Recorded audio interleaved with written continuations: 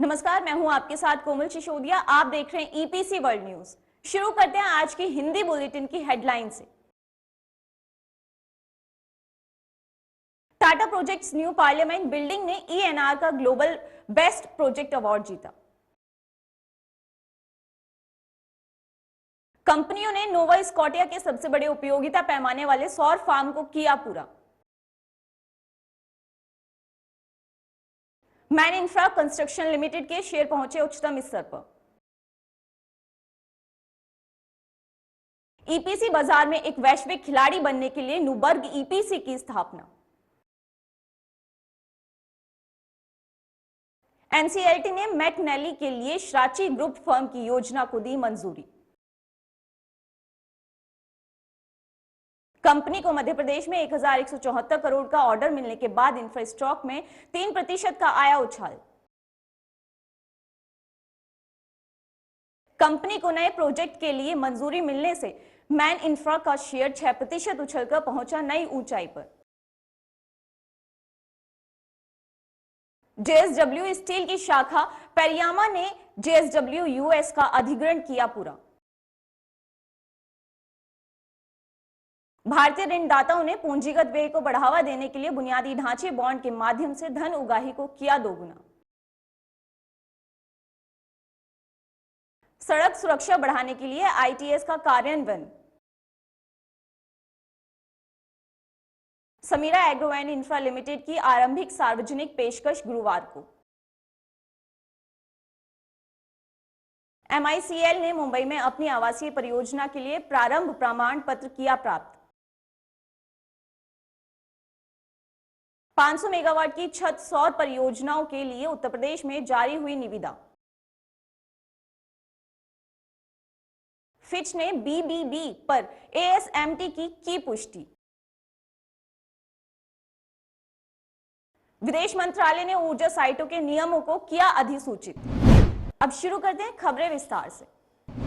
भारत की अग्रणी EPC company Tata projects ने नए संसद भवन के निर्माण के लिए प्रतिष्ठित engineering news record 2023 global best projects award जीता है। ये महत्वपूर्ण मान्यता नवाचार और प्रौद्योगिकी के माध्यम से पूर्वानुमानित और टिकाऊ परियोजनाएं प्रदान करने की टाटा प्रोजेक्ट्स की प्रतिबद्धता को मजबूत करती है। ईएनआर के ग्लोबल बेस्ट प्रोजेक्ट्स अवार्ड्स दुनिया की सबसे उल्लेखनीय इंजीनियरिंग उपलब्धियों को उजागर करने, नवाचार, सहयोग और तकनीकी जटिलता में उत्कृष्ट उपलब्धियों को प्रदर्शित करने वाली परियोजनाओं का जश्न मनाने के लिए प्रसिद्ध है। नया संसद भवन भारत के जीवंत लोकतंत्र का एक प्रमाण, वैश्विक दावेदारों के एक प्रभावशाली क्षेत्र के बीच खड़ा हुआ और इस प्रतिष्ठित मान्यता को अर्जित किया। दक्षिण तट पर स्थित महोन बे लगभग 2.4 मेगावाट डीसी की क्षमता का दावा करता है, जबकि एनापोलिस घाटी में स्थित बैरविक सौर फार्म 4.8 मेगावाट डीसी की क्षमता तक पहुंचता है।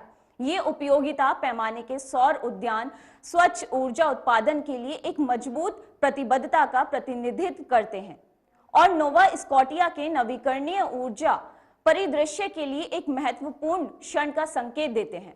एरिया के महाप्रबंधक आरोन लॉन्ग कहते हैं कि महोन बे और बैरविक का पूरा होना टिकाऊ ऊर्जा समाधानों को आगे बढ़ाने के प्रति हमारे समर्पण के अनुरूप है। ये परियोजनाएं न केवल गोल्डबैक सोलर के साथ बल्कि साझेदारी में एक मील का पत्थर है, बल्कि नोवा स्कॉटियनों के लिए स्वच्छ हरित ऊर्जा विकल्प प्रदान करने की हमारी प्रतिबद्धता में भी है। इंजीनियरिंग खरीद और निर्माण यानी EPC company man infra construction limited के शेयरों में मंगलवार को 6% से अधिक की वृद्धि हुई। शेयर की कीमतों में उछाल तब आया जब कंपनी ने अपनी आवासीय परियोजना के लिए प्रारंभ प्रमाण पत्र सीसी हासिल कर लिया। कंपनी ने एक एक्सचेंज फाइलिंग में कहा कि उसने मुंबई के घाटकोपर पूर्व में अपनी शानदार आवासीय परियोजना के लिए प्रमाण पत्र हासिल कर लिया है। मैन इंफ्रा कंस्ट्रक्शन यानी एमआईसीएल समूह ने कहा है कि बिक्री के लिए लगभग 4 लाख वर्ग फुट के कालीन क्षेत्र वाली ये परियोजना एक अभिनव सामुदायिक जीवन अवधारणा पेश करेगी।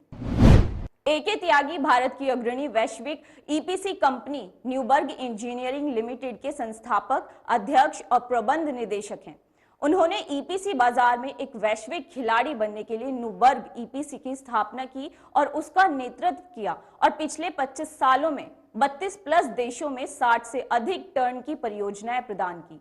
कंपनी क्लोर, क्षार, caustic soda, hydrogen peroxide, sulphuric acid और कैल्शियम क्लोराइड में सबसे तेजी से बढ़ती ईपीसी कंपनियों में से एक है, जो दुनिया भर में रसायन और उर्वरक, हाइड्रोकार्बन, स्टील और परमाणु और रक्षा उद्योगों को सेवा प्रदान करती है। इस बातचीत में श्री त्यागी ने संगठन के लिए अपना दृष्टिकोण और सफलता का मंत्र साझा किया।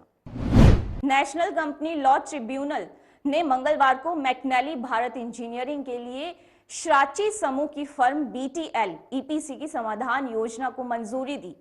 मैकनेली भारत के ऋणदाताओं की 19 सदस्यीय समिति ने इस जुलाई में समाधान योजना को मंजूरी दे दी थी और इसे एनसीएलटी के समक्ष दायर किया गया था। बीटीएल ईपीसी की अंतिम समाधान योजना 441 करोड़ रुपए की है।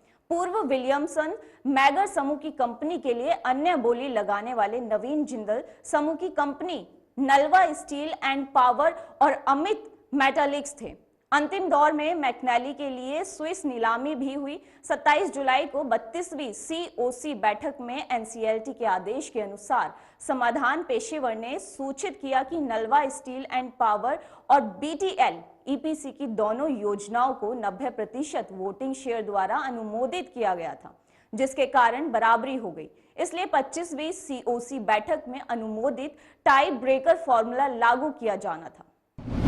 मध्य प्रदेश में 1174 करोड़ रुपए की राजमार्ग परियोजना के लिए कंपनी सबसे कम बोली लगाने वाली कंपनी के रूप में उभरने के बाद मंगलवार के कारोबारी सत्र में इस स्मॉल कैप इंफ्रास्टॉक के शेयरों में लगभग 3% की बढ़ोतरी हुई। 9037.87 करोड़ रुपए के बाजार पूंजीकरण के साथ पीएनसी इंफ्राटेक लिमिटेड के शेयरों ने मंगलवार को अपना ट्रेडिंग सत्र 361.95 रुपए पर शुरू किया और वर्तमान में 352.30 रुपए पर कारोबार कर रहे हैं, जो 343 रुपए के पिछले बंद स्तर की तुलना में लगभग 3% से अधिक है। कंपनी द्वारा मुंबई में अपनी आवासीय परियोजना के लिए प्रारंभ प्रमाण पत्र यानी सीसी प्राप्त करने के बाद मंगलवार को कारोबारी सत्र के दौरान मैन इंफ्रा कंस्ट्रक्शन लिमिटेड के शेयरों में 6% से अधिक की वृद्धि हुई। कंपनी ने मंगलवार को एक्सचेंज फाइलिंग के जरिए इसकी जानकारी दी। कंपनी ने फाइलिंग में कहा कि मैन इंफ्रा कंस्ट्रक्शन एमआईसीएल समूह ने मुंबई के घाटकोपर पूर्व में अपने शानदार आवासीय प्रोजेक्ट के लिए इनोवेटिव कम्युनिटी लिविंग कॉन्सेप्ट पेश करते हुए शुरुआत प्रमाण पत्र यानी सीसी हासिल कर लिया है, जिसमें बिक्री के लिए लगभग 4 लाख वर्ग फीट का कारपेट एरिया है। घोषणा के बाद मैन इंफ्रा कंस्ट्रक्शन के शेयर 6% से अधिक बढ़कर 212.65 रुपए पर पहुंच गए, जो 52 सप्ताह के अपने नए उच्चतम स्तर पर पहुंच गया, जिसका कुल बाजार पूंजीकरण 7,800 करोड़ रुपए के करीब था। सोमवार को पिछले कारोबारी सत्र में शेयर 200.05 रुपए पर बंद हुआ था। जेएसडब्ल्यू स्टील ने मंगलवार को कहा कि उसकी शाखा पेरियामा होल्डिंग्स एलएलसी पेरियामा ने उसके सामान्य स्टॉक में शेष 10% हिस्सेदारी खरीदकर जेएसडब्ल्यू यूएस का अधिग्रहण पूरा कर लिया है। पेरियामा होल्डिंग्स एलएलसी पेरियामा घरेलू कंपनी जेएसडब्ल्यू स्टील की पूर्ण स्वामित्व वाली सहायक कंपनी है। फाइलिंग में कहा गया है कि पेरियामा ने 18 दिसंबर 2023 अमेरिकी समय को जेएसडब्ल्यू यूएस के कॉमन स्टॉक में शेष 10% हिस्सेदारी खरीद का अधिग्रहण पूरा किया। इस अधिग्रहण के पूरा होने के परिणाम स्वरूप जेएसडब्ल्यू यूएस में पेरियामा की हिस्सेदारी 90% से बढ़कर 100% हो गई और जेएसडब्ल्यू यूएस पेरियामा की पूर्ण स्वामित्व वाली सहायक कंपनी बन गई और पूरी तरह से एक कदम नीचे है। भारतीय ऋणदाताओं ने इस वर्ष लंबी अवधि के बुनियादी ढांचे बॉन्ड के माध्यम से जुटाई गई धनराशि को दोगुना कर दिया, क्योंकि लंबी अवधि की परियोजनाओं पर संघीय सरकार के खर्च में वृद्धि से ऋण देने के अवसर पैदा हुए। रॉयटर्स द्वारा संकलित आंकड़ों से पता चलता है कि बैंकों ने 2022 में जुटाए गए 296 बिलियन रुपए की तुलना में 2023 में इंफ्रास्ट्रक्चर बॉन्ड के माध्यम से 584 बिलियन से अधिक जुटाए। भारत के सबसे बड़े निजी ऋणदाता HDFC बैंक ने सोमवार को 7.71% की ब्याज दर पर 10 वर्षीय बॉन्ड के माध्यम से 74.25 अरब जुटाए। बैंक ने टिप्पणी मांगने वाले रॉयटर्स ईमेल का जवाब नहीं दिया। सड़क सुरक्षा विशेषज्ञों ने मंगलवार को भारत में एक इंटेलिजेंट ट्रांसपोर्ट सिस्टम यानी ITS के तत्काल कार्यान्वयन की आवश्यकता पर जोर दिया, जो विकासशील देशों में से एक है जहां लगातार बढ़ती यातायात भीड़ के कारण सड़क दुर्घटनाओं और मौतों का खतरा अधिक है।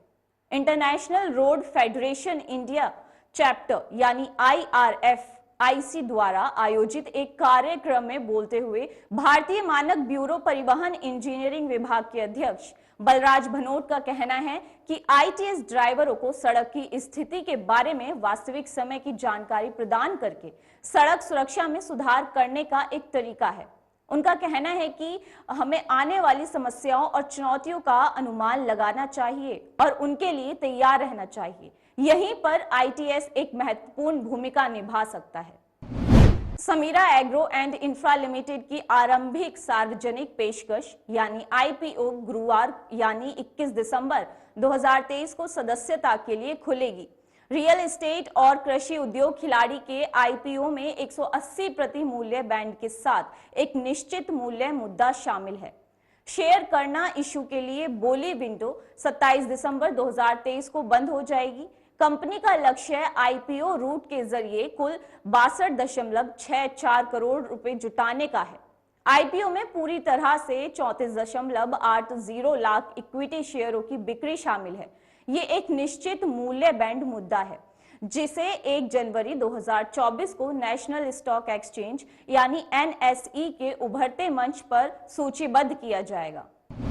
एक एकीकृत EPC यानी इंजीनियरिंग खरीद और निर्माण company man infra construction limited यानी MICL ने मुंबई में अपनी आवासीय परियोजना के लिए एक प्रारंभ प्रमाण पत्र CC हासिल किया है।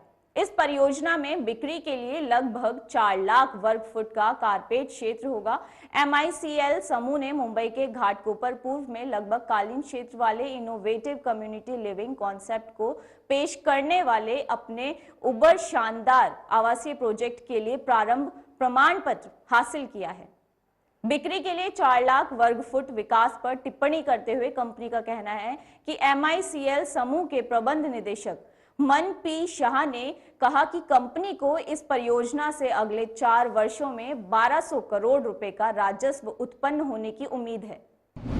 उत्तर प्रदेश नवीन एवं नवीकरणीय ऊर्जा विकास एजेंसी ने नेट पर नवीकरणीय ऊर्जा सेवा कंपनी मॉडल के तहत उत्तर प्रदेश में सरकारी, अर्ध सरकारी भवनों और अन्य संस्थानों पर 500 मेगावाट की ग्रिड से जुड़ी छत सौर परियोजनाओं की संचयी क्षमता स्थापित करने के लिए बोलियां आमंत्रित की हैं। पैमाइश का आधार कार्य के दायरे में 25 किलोवाट से 2000 किलोवाट ग्रिड से जुड़े छत सौर प्रणाली के लिए 25 वर्षों के लिए वारंटी, संचालन और रखरखाव सहित डिजाइन, निर्माण, आपूर्ति, निर्माण, परीक्षण और कमीशनिंग शामिल है।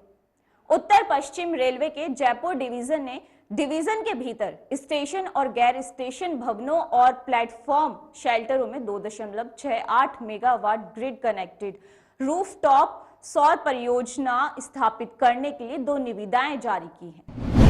फिच रेटिंग्स ने ASTM SPA की दीर्घकालिक जारीकर्ता डिफॉल्ट रेटिंग यानी IDR BBB पर पुष्टि की है। आउटलुक स्थिर है और रेटिंग कार्यवाहियों की पूरी सूची नीचे है। रेटिंग ASTM के परिपक्व और लचीले इतावली टोल रोड व्यवसाय के साथ साथ उपनिवेश, ग्रेड देश और इंजीनियरिंग खरीद और निर्माण EPC गतिविधियों के संपर्क को दर्शाती है, जो इसकी तुलना में इसकी ऋण क्षमता को कम करती है। विदेश मंत्रालय द्वारा जारी अपतटीय पवन ऊर्जा लीज नियम 2023 के अनुसार अपतटीय पवन ऊर्जा परियोजनाओं के लिए पट्टे पर दिए गए क्षेत्र संसाधन माप और सर्वेक्षण करने के लिए प्रारंभिक 3 साल की अवधि के लिए वैध होंगे। लीज अवधि को अतिरिक्त 2 साल तक बढ़ाया जा सकता है। 5 साल की लीज अवधि समाप्त होने के बाद सभी मंजूरी रद्द कर दी जाएंगी। पट्टेदार को राष्ट्रीय पवन ऊर्जा संस्थान को अध्ययन या सर्वेक्षण डेटा प्रस्तुत करना होगा जब तक कि उसने पट्टे की शर्तों के अनुसार पवन ऊर्जा क्षमता स्थापित करना शुरू नहीं कर दिया हो। अब तटीय पवन ऊर्जा परियोजनाओं के निर्माण और संचालन के लिए परियोजना की परिचालन व्यवहार्यता और सुरक्षा को देखते हुए मामले दर मामले आधार पर आगे विस्तार की संभावना के साथ पट्टे को 35 साल तक बढ़ाया जा सकता है। आज के ईपीसी बुलेटिन में इतना ही। नमस्कार।